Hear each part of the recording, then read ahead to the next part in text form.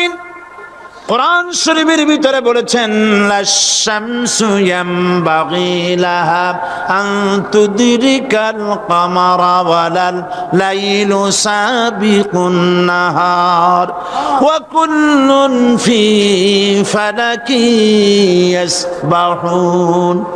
প্রবল জ্ঞানী হইবে যাহারা, আপন মনেতে বুঝিবে তাহারা, রাত্রি পারে না আগে যাইবার, দিনের স্থান করি অধিকার।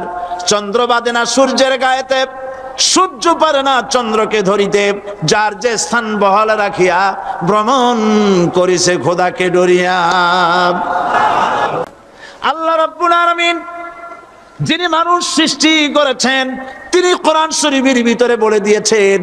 আমি প্রথমেই বলেছি, আপনারা লক্ষ্য করুন, এই কোরআন তাবিজের কিতাব নয়, এই কোরআন তদবিরের কিতাব নয়, ঝাড়ফুঁকের কিতাব নয়। কোরআন হলো পৃথিবীর মানুষের জন্য কোড অফ লাইফ, পূর্ণাঙ্গ জীবন বিধান। সব কিছু আল্লাহ পাক কোরআনের ভিতরে বলে দিয়েছেন, কোনো জিনিস বাদ দেন নাই।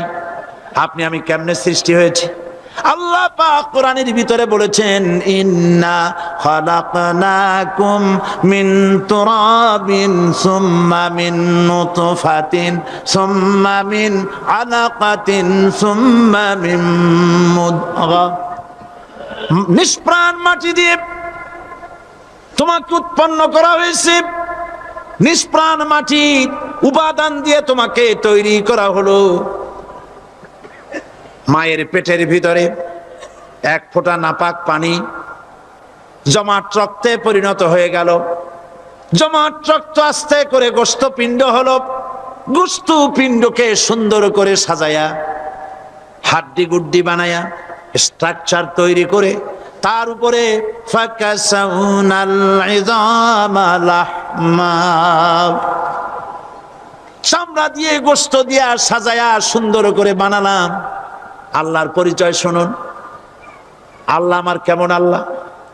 মায়ের পেটের ভিতরে সন্তান বানায়া এরপরে যখন রূহ দেওয়া হয়েছে, ক্ষুধা লেগেছে, খাবারের প্রয়োজন হয়েছে, আল্লাহ রাব্বুল আলামিন ওই কচি বান্দা মায়ের পেটে বসে কি খাবে, সেজন্য তার মা চিন্তা করে নাই, বাবা চিন্তা করে নাই, সরকার চিন্তা করে নাই। আল্লাহ রাব্বুল আলামিন মায়ের মাসিক অসুখকে বন্ধ করে দিয়ে সন্তানের নাভির সাথে আর মায়ের নাভির সাথে তার লাগায়া, পাইপ লাগায়া মায়ের মাসিক অসুখের রক্তগুলি দিয়ে সন্তানকে বড় বানালেন। মুখ দিয়া এই রক্ত পান করালেন না, মুখটাকে পবিত্র রেখে দিলেন যাতে করে পৃথিবীতে আসার পর ওই মুখ দিয়া আল্লাহ রাব্বুল আলামিনের জিকির করতে পারো। সন্তান মায়ের ভিতরে পেটের ভিতরে বড় হলো, আল্লাহ রাব্বুল আলামিন বলেন মাস দিন যখন পুরা হয়ে গেল, সুম্মা নুখরিজুকুম তিফলা, বাচ্চার আকারে পৃথিবীতে নিয়ে আসলাম। এখন খাবা কি? পৃথিবীতে যখন বাচ্চা এলো তখন তার পেটের সাথে যে সংযোগ ছিল মায়ের নাভির সাথে আর সন্তানের নাভির সাথে, সেই সংযোগ তার আর কি থাকলো? কি করা হলো? কেটে দেওয়া হলো। লক্ষ্য করুন, খাবারের জন্য একটি মাত্র পাইপ আল্লাহ লাগাইছিলেন, পৃথিবীতে সন্তান আসার সঙ্গে সঙ্গে পাইপটা কেটে দেওয়া হলো। এবার কি খাবে? আল্লাহ রাব্বুল আলামিন মায়ের বুক থেকে সন্তানের জন্য এবার সিঙ্গেল সিগন্যাল, তার জন্য সিঙ্গেল কোন লাইন যেটা ছিল কেটে দিয়া মায়ের বুক থেকে সন্তানের জন্য ডাবল লাইন আল্লাহ চালু করে দিলেন। এমন দুধ বানায় দিলেন যা শুধু খাবার নয়, শুধু ফুড ভ্যালু নয়, এই দুধের ভিতরে ক্যালসিয়াম, এর মধ্যে ভিটামিন, এর মধ্যে আয়রন, এর মধ্যে মেডিসিন। দুনিয়ার এই সন্তান ছিল ফি কারারিম মাকিন, সুরক্ষিত জায়গার ভিতরে ছিল, কোনো পলিউশন সেখানে যেতে পারতো না, রোগের জার্ম সেখানে যেতে পারতো না। দুনিয়ায় এলো দূষিত আবহাওয়ার ভিতরে, এই সন্তানকে এখনই অ্যান্টিবায়োটিক খাওয়ালে পরে অসুবিধা হবে। আল্লাহ রাব্বুল আলামিন মায়ের দুধের ভিতরে ঔষধ দিয়া রোগের প্রতিষেধক বানায়া দিলেন। এ হলো আমার আল্লাহ। এ আমার কে? আল্লাহ। জোরে বলেন আল্লাহ। আল্লাহ।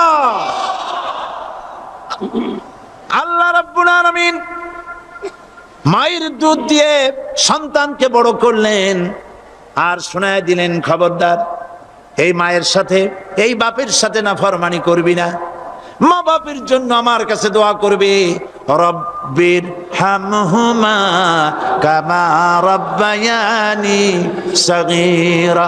সবাই পড়েন আমার সাথে, রব্বির হামহুমা কামা রাব্বায়ানি সগীরা। আল্লাহ পাক শিখাই দিলেন বান্দারে আমার কাছে দোয়া করায়, আল্লাহ আমার মা বাপ আমাকে ছোটবেলায় যেভাবে স্নেহের কোলে লালন পালন করেছে, এইভাবে আমার মা বাপ তোমার রহমতের কোলে লালন পালন করো। মনে থাকবে ভাইরা? বলেন মনে থাকবে? প্রত্যেক নামাজের পরে মা বাবার জন্য দোয়া করবেন, বেঁচে থাকুক আর মরে যাক, দোয়া করবেনই, মনে থাকবে? রব্বির হামহুমা কামা রাব্বায়ানি সগীরা। আবার পড়েন, রব্বির হামহুমা কামা রাব্বায়ানি সগীরা। আল্লাহ পাক মায়ের মর্যাদা এত বাড়াইছেন, সাহাবী প্রশ্ন করেছে, ইয়া রাসূলুল্লাহ খেদমত করব কার? হুজুর বলেন তোমার মায়ের, তারপরে কার? তোমার মায়ের, তারপরে কার?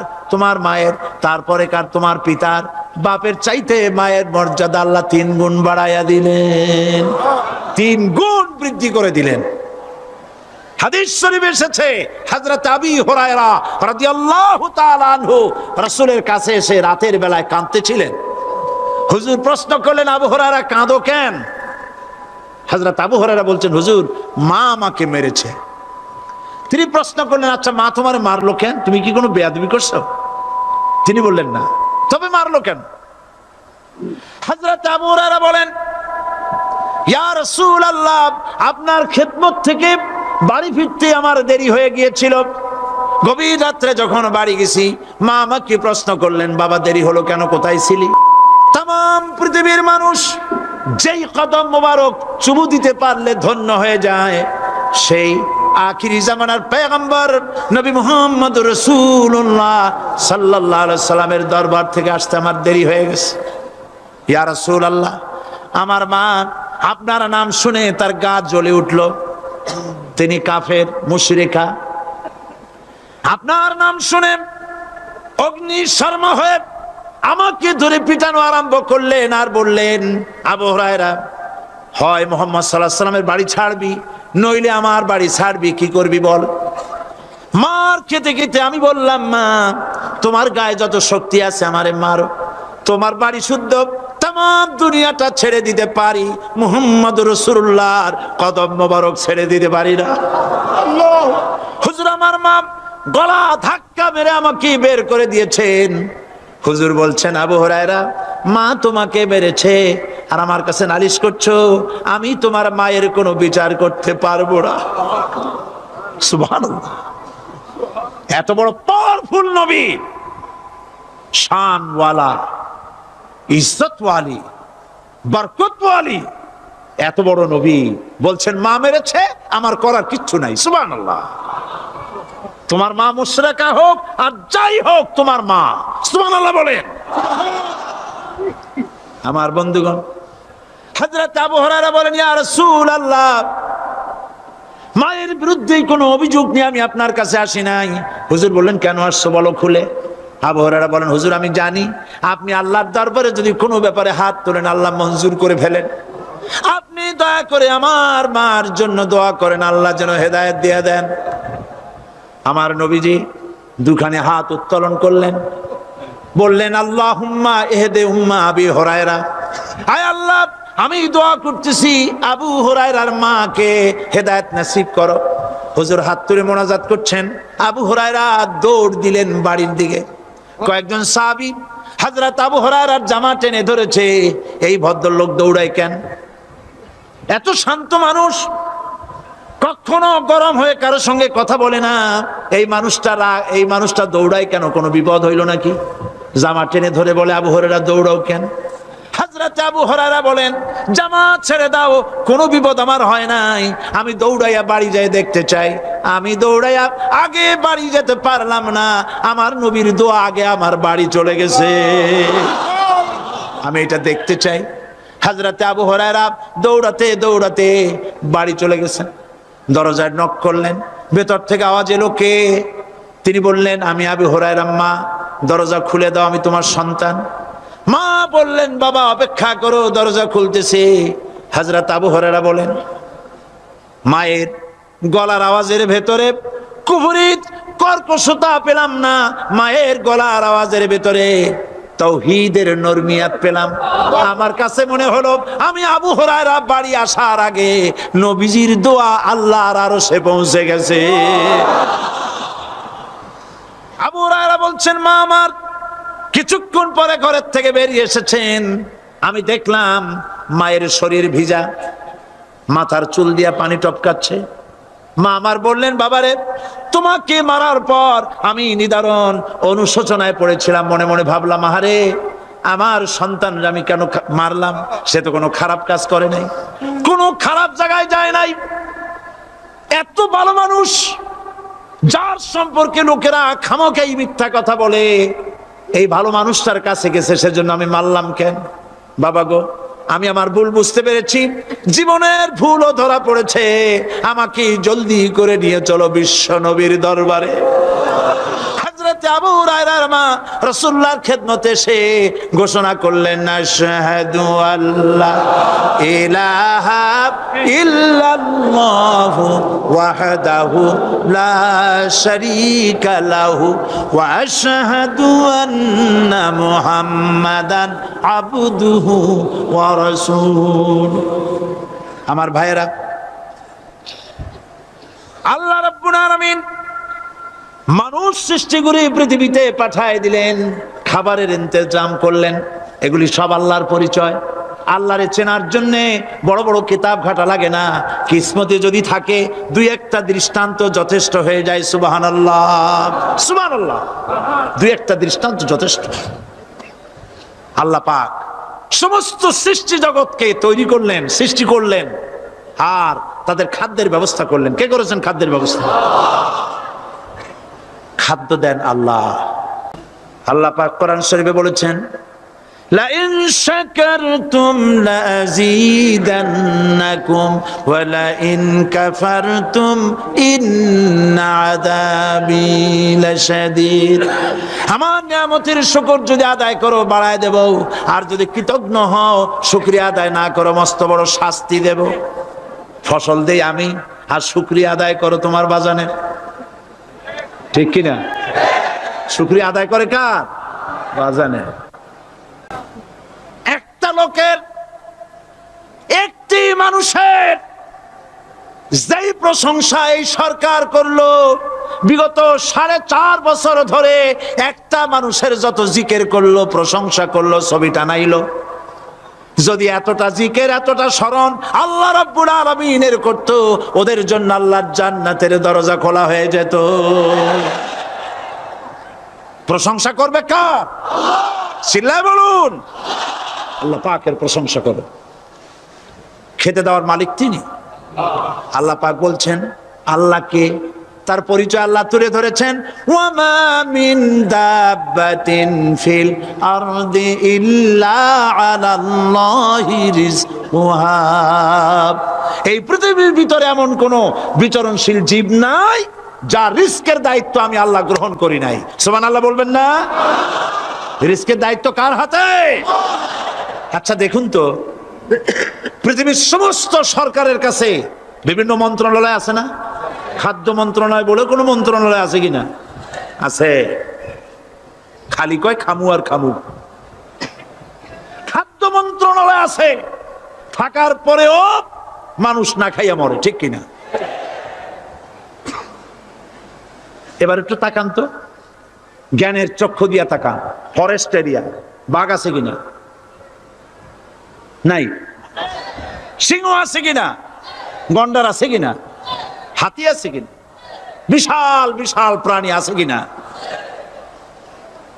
জঙ্গলে ছোট্ট প্রাণী থেকে, পোকা থেকে শুরু করে গন্ডার পর্যন্ত, টুনটুনি পাখি দিয়ে শুরু করে ঈগল পাখি পর্যন্ত, নদীর ভিতরে ছোট্ট চুনো পুঁটি থেকে শুরু করে তিমি মাছ পর্যন্ত, প্রাণীতত্ত্ববিদরা বলেছেন সমুদ্রের ভিতরে এমন এমন বড় বড় তিমি আছে যে একটা তিমির ওজন 5000 টন পর্যন্ত হয়ে যায়।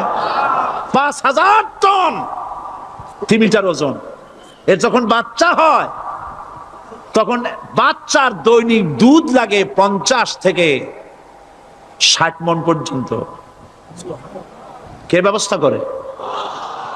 রুহান মান ফেরেশতা। তো ওর মা যেমন বাচ্চা তো সেরকম হবে, ঠিক কিনা? কে দেয় খাবার? এবার দেখেন তো আপনার দেশের এই জঙ্গলে কত হাতি আছে। হাতিরা মিছিল করে আসছে যে আল্লাহ আমাদের এখন আর খাইতে টাইতে দিতে পারে না, বাংলাদেশের গভর্নমেন্ট কিছু দাও। আসছে না, খাইয়া ক্ষুধার জ্বালায় হাতি মরেছে, বাঘ মরেছে, সিংহ মরেছে। এর কোনো দৃষ্টান্ত আছে? ক্ষুধার জ্বালায় আকাশের উড়ন্ত পাখিরা ছটফট করে মারা গেছে, দৃষ্টান্ত আছে? নদীর মাছেরা ক্ষুধার জ্বালায় ভেসে উঠেছে, না খাইয়া মরে গেছে, দৃষ্টান্ত আছে? মহান আল্লাহ রাব্বুল আলামিন কোরআন শরীফের ভিতরে বলেছেন অনেক প্রাণী এমন আছে যারা তাদের খাদ্যকে সঞ্চয় করে না, খাদ্যকে জমা করে না, আহরণ করে না। সকাল বেলায় একটা খাবার খেলো, দুপুরে কি খাবে তার জানা নাই। শকুন পৃথিবীর মাটি থেকে 3 মাইল উপরে ওড়ে, তার চোখকে আল্লাহ পাক এত তীক্ষ্ণ বানিয়ে দিয়েছেন। এই চট্টগ্রামের কোথায় মরা গরু আছে 3 মাইল উপর দিয়ে দেখতে পায়? সুবহানাল্লাহ করতে ইচ্ছা করে না। এই প্রাণীগুলি খাবারগুলি কোনো গভর্নমেন্ট জোগাড় করে রাখে নাই। আল্লাহ পাক বলেন সবার খাবার আমি দেই। সকাল বেলায় সমস্ত প্রাণীগুলি, মহাশূন্যে পাখি, পানির ভিতরে মৎস্যরাজি, জঙ্গলের ভিতরে হিংস্র প্রাণী, পোকামাকড় থেকে শুরু করে সবগুলো খালি পেটে সব বেরিয়ে যায়, কারো কোনো খাবারের মজুদ নাই। সন্ধ্যা হতে না হতে সমস্ত প্রাণীগুলির পেট ভরাইয়া আমি আবার যার যার ঘরে বেরিয়ে দেই। ওয়ামা মিন দাব্বাতিন ফিল আরদি ইল্লা আলাল্লাহি রিজকুহা। সমস্ত প্রাণীর রিজকের দায়িত্ব আমি আল্লাহর হাতে। কে দেয় রিজেক? জোরে বলুন, কে দেন? আল্লাহ পাক।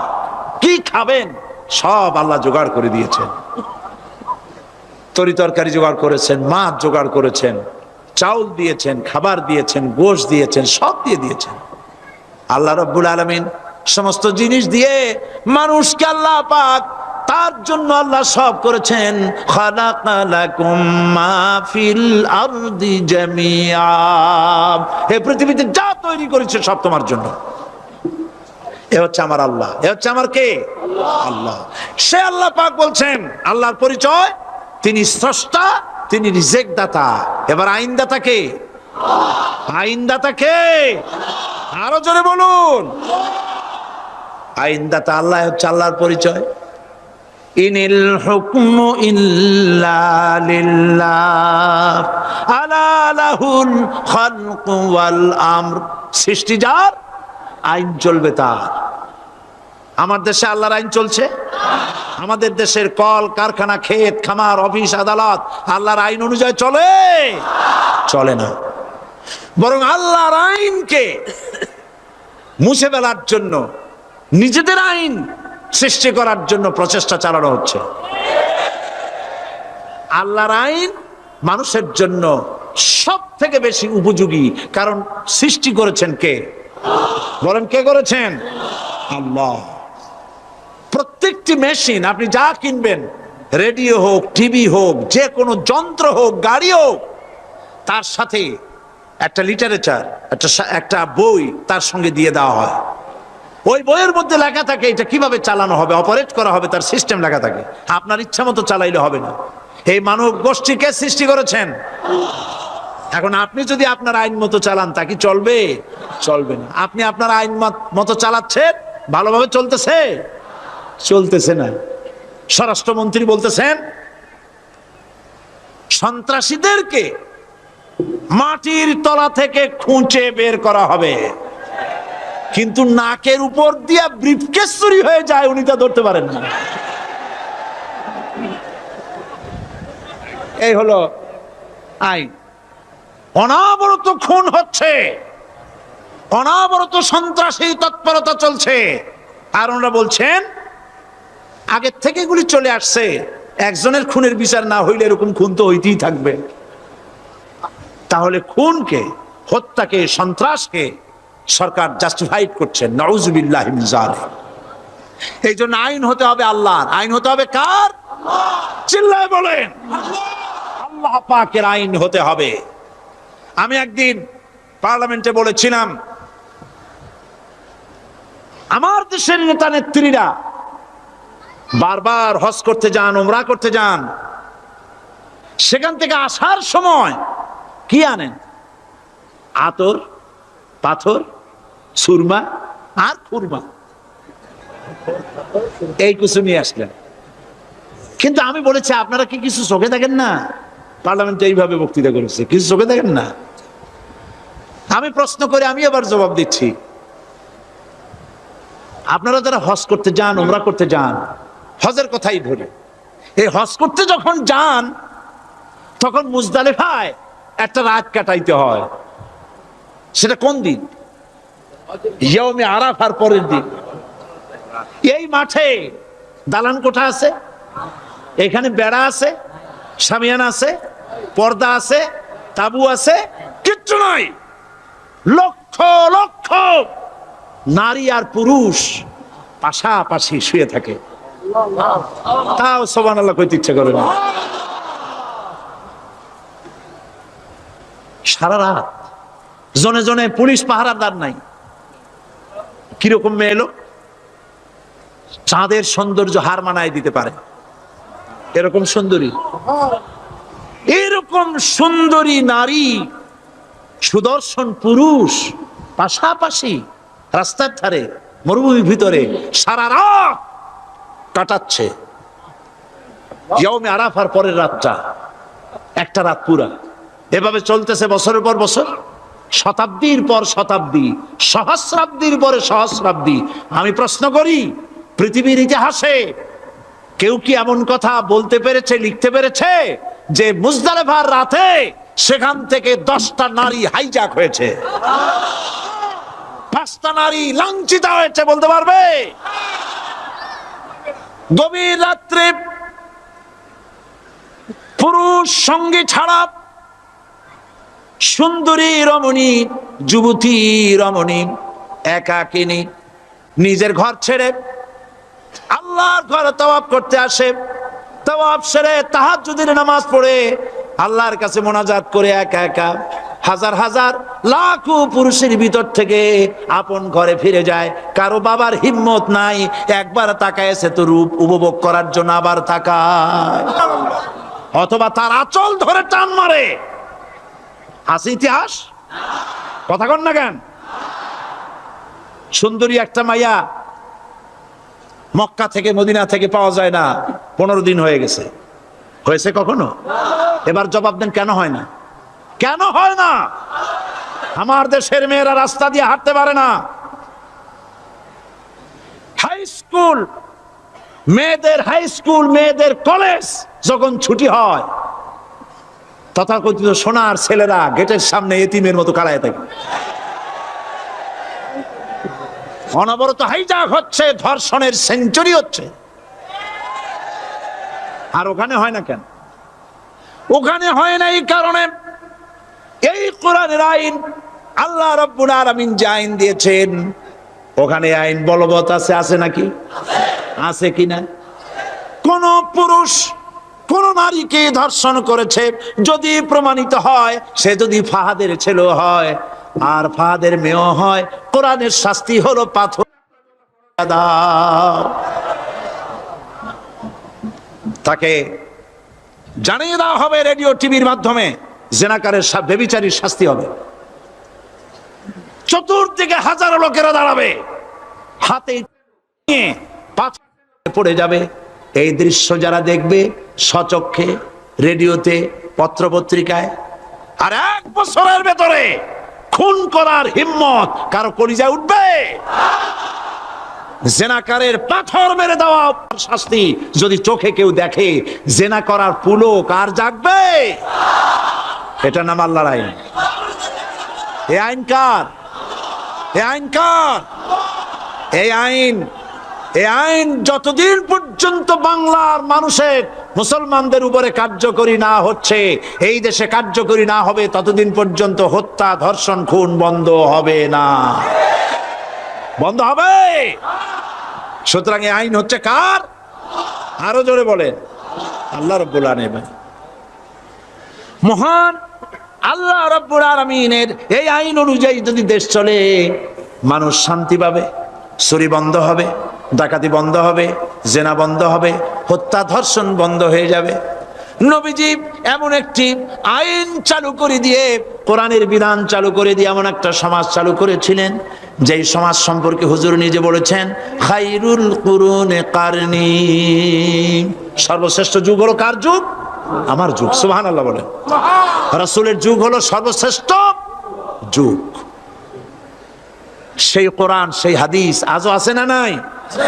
বলেন জোরে, আজও আছে না নাই? সেই কোরআন এবং সুন্নাহ দিয়ে দেশ শাসন হোক, এটা কি আমরা চাই? কারা কারা চাই? দু হাত উঁচু করে দেখা।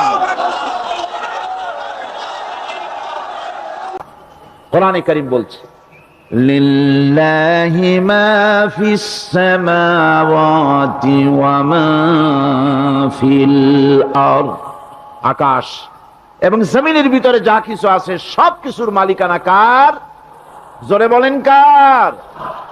আল্লাহ রাব্বুল আলামিন হচ্ছেন এর একচ্ছত্র মালিক। সুতরাং বান্দাদের কাছে কিছুদিনের জন্য এগুলিকে আমানত রাখা হয়েছে। আমাদের ঘর আছে, বাড়ি আছে, ব্যবসা আছে, বাণিজ্য আছে, জায়গা আছে, জমিন আছে, গরু আছে, বাছুর আছে, এই সবগুলি কিছুদিনের জন্য আমাদের কাছে কি রাখা হয়েছে? আমানত। আমানতের মাল আপনি আপনার ইচ্ছা মতো খরচ করতে পারবেন না। আমানতের মাল কি ইচ্ছা মতো খরচ করা যায়? যায় না। আমানতের মালকে খরচ করতে হলে মূল মালিকের ইচ্ছা অনুযায়ী খরচ করতে হবে। মূল মালিককে আল্লাহ রাব্বুল আলামিন বলছেন, ইন্নাল্লাহা আশতারা মিনাল মুমিনিনা আনফুসাহুম ওয়া আমওয়ালাহুম বিআন্না লাহুমুল জান্নাহ। আমি আমার মুমিনের জান এবং মালকে খরিদ করে নিয়েছি, বিনিময় জান্নাত দিয়ে দিয়েছি। তোমার কাছে যে জান আছে, মাল আছে, এটা তোমার নয়, এটা আমার আমানত তোমার কাছে।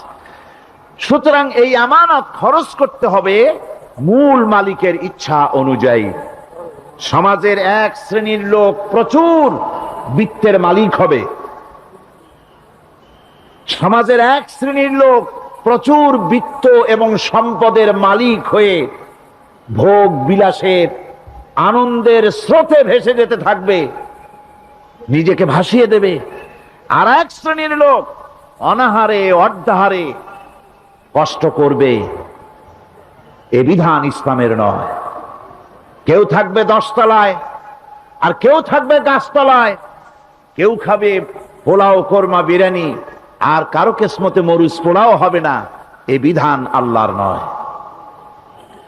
ইসলামের বিধান হচ্ছে এই যে আল্লাহ যে সব সম্পদ মানুষকে দান করেছেন, এই সম্পদের ভিতরে বিত্তহীনদের অধিকার রাখা হয়েছে। বিত্তহীন যারা গরিব, যাদের কিছু নাই, তারা আপনার করুণার পাত্র নয়। কি বলেন, তারা কি ধনীদের করুণার পাত্র?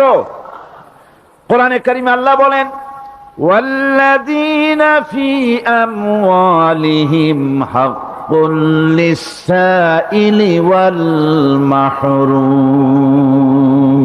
ধনীদের সম্পদের ভেতরে গরিবদের, বিত্তহীনদের অধিকার রয়েছে। সে অধিকার আদায় করে দাও। দান করা এমনি দিয়ে দাও এক জিনিস, গরিবদেরকে, বিত্তহীনদেরকে ইসলাম করুণার পাত্র বানায় নাই, বলেছে অধিকার। অধিকারটা বড় মজবুত কথা, এ কথার লোড আছে, ওয়েট আছে।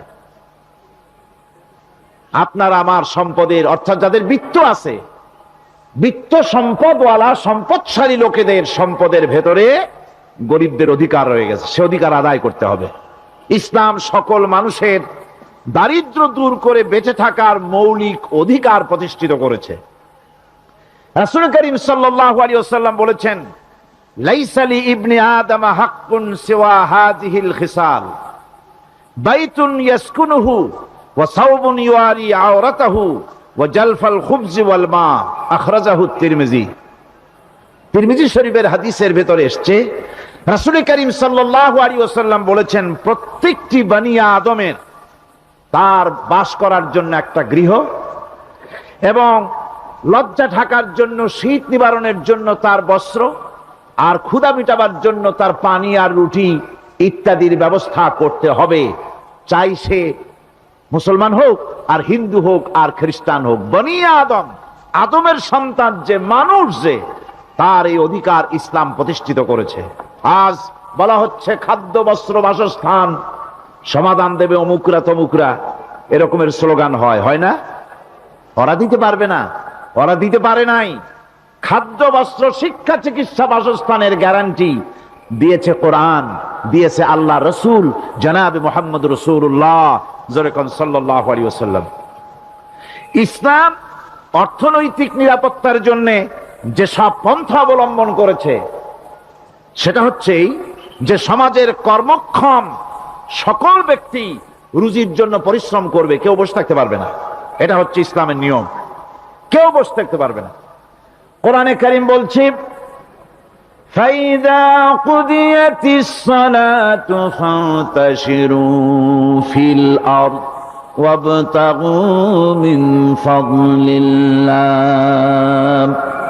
ফাইদা কুদিয়াতিস সালাত, যখন তোমার নামাজ সম্পূর্ণ হয়ে গেল, ফান্তাশিরু ফিল আরদ, ছড়িয়ে পড়ো আমার জমিনের উপরে, ওয়াবতাগু মিন ফাদলিল্লাহ, আর আমার অনুগ্রহ অনুসন্ধান করো। রুজি কামানো কোনো খারাপ জিনিস না।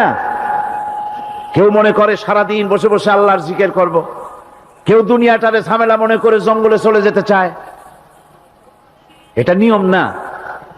আপনি বসে থাকতে পারবেন না, আপনাকে কাজ করতে হবে। রুজি কামাই করাটাকে কোরআনে কারিমে এতটা সম্মান দিয়েছে, যেটাকে ফদলুল্লাহ বলা হয়েছে। ফদলুল্লাহ, এটা আল্লাহর অনুগ্রহ। সুবহানাল্লাহ বলেন। এটাকে ফদলুল্লাহ বলা হয়েছে, এটা জিনাতুল্লাহ বলা হয়েছে। আপনি যে কাপড় চোপড় ব্যবহার করেন, এই কাপড় চোপড়ের ব্যাপারে আল্লাহ পাক প্রশংসা করেছেন, কাপড় চোপড় সুন্দর পরতে বলেছেন। তারপরে রুজি রোজগার হালাল করতে বলা হয়েছে, এবং রুজি কামাবার ব্যাপারে হালাল ভাবে রুজি কামাবার জন্য ইন্সপিরেশন দেওয়া হয়েছে কোরআন এবং হাদিসে। রাসূল করিম সাল্লাল্লাহু আলাইহি ওয়াসাল্লাম বলেছেন, আল কাসিবু হাবিবুল্লাহ, সহজে যে উপার্জন করে সে আল্লাহর বন্ধু। যে ব্যক্তি ঠেলা গাড়ি চালায়, কুলি মজুর, রিক্সা চালায়, নিন্দা নাই, তাকে নিন্দা করা যাবে না। রিক্সাওয়ালাও একটা গুরুত্বপূর্ণ দায়িত্ব পালন করছে। কুমার, কামার, তাঁতি, জেলে, ধোপা, নাপিত সবাই কাজ করছে। প্রত্যেক কাজের সম্মান ইসলাম দেয়। সুবহানাল্লাহ কোন। সমস্ত কাজের সম্মান আছে, শুধুমাত্র সম্মান নাই চুরির কাজের, ডাকাতির কাজের, সন্ত্রাসের কাজের, চাঁদাবাজির কাজের, মাস্তানির কাজের। এই সব কাজ নিন্দনীয় এবং এই সব কাজ নিতান্ত বাজে কাজ। এ কাজের কোনো সম্মান নাই। সম্মান হচ্ছে নিজের হাতে কামাই করে সারা দিনে এক মুঠো খাবারও যদি খান, আপনার খাবারের চাইতে হালাল খাবার কারো হতে পারে না। আল্লাহর বন্ধু সোজা কথা না। আল কাসিবু হাবিবুল্লাহ, সহস্ত উপার্জনের এত বরকত। সেজন্য অর্থনৈতিক নিরাপত্তার জন্য সমাজের প্রত্যেকটি কর্মক্ষম লোককে কাজ করতে হবে। কি করতে হবে? নামাজ পড়া হয়ে গেছে, এখন আর বসে থাকা চলবে না। নেমে পড়ুন কাজের জন্য, আল্লাহর অনুগ্রহ অনুসন্ধান করুন। এরপরে আল্লাহ পাক বলছেন, আমার অনুগ্রহ রুজি কামাও, আর রুজি কামাবার সময় ওয়াজকুরুল্লাহ যিকরান কাসীরা লাআল্লাকুম তুফলিহুন। আর জিকির করবা আমার বেশি, আমার জিকির করবা। বলা হচ্ছে রুজি অনুসন্ধান করো, আর বলা হচ্ছে আমার জিকির করো। তো জিকির আর রুজি সন্ধানের ভিতরে সামঞ্জস্য কি? সামঞ্জস্যটা হচ্ছে এই যে আপনি যখন উযকুরুল্লাহ কাসীরান, আপনাকে বেশি করে জিকির করতে হবে। জিকির মানে কি? স্মরণ করা। জিকির মানে কি? স্মরণ করা। আল্লাহকে স্মরণ করেন। রুজি যখন কামাতে যাবেন স্মরণ করবেন কারে? চিল্লায় কোন কারে? আপনি রুজি কামাবার জন্য চাকরি করতেছেন, অফিসে বসে যদি আল্লাহ রাব্বুল আলামিন আপনার স্মরণে থাকে, তাহলে ঘুষ খাওয়া আপনার জন্য সম্ভব হবে না। কথা ঠিক কিনা? আল্লাহ পাক বলছেন, রুজি কামাবার জন্য তুমি যে পরিশ্রম করবে, ওই পরিশ্রমের সময় বেশি বেশি জিকির করো, আমারে স্মরণ রাখো। অফিসে বসে যখন তুমি কাজ করবে, আমি যদি স্মরণে থাকি, তাহলে তুমি ঘুষ খাইতে পারবা না। তুমি জমিন চাষ করবে, জমিন চাষ করার সময় আমি যদি তোমার স্মরণে থাকি, জমিনের আইল ঠেলা তোমার পক্ষে সম্ভব হবে না। যত রকমের রুজির রোজগারের পথ আছে, আমাকে স্মরণ করো, খারাপ পথ থেকে বাঁচো, হালাল ভাবে রুজি কামাও। হালাল রুজির ভিতরে আল্লাহ রব্বুল আলামিন বরকত দিয়া দিবেন। আর কাজ করার জন্য বলা হয়েছে, রাসূল করিম সাল্লাল্লাহু আলাইহি ওয়াসাল্লাম বলেছেন, ইজা সাল্লাইতুমুল ফাজরা ফালা তানুমু আন তালবি আরযাকিকুম। ফজরের নামাজ পড়া হয়ে গেছে, ঘুমায়ও না। আমাদের একটা আম অভ্যাস হয়ে গেছে ফজরের নামাজ পড়ে ঘুমানো। হাদিস শরীফে বলা হচ্ছে, ফজরের নামাজ পড়া হয়ে গেছে, ঘুমায়ও না।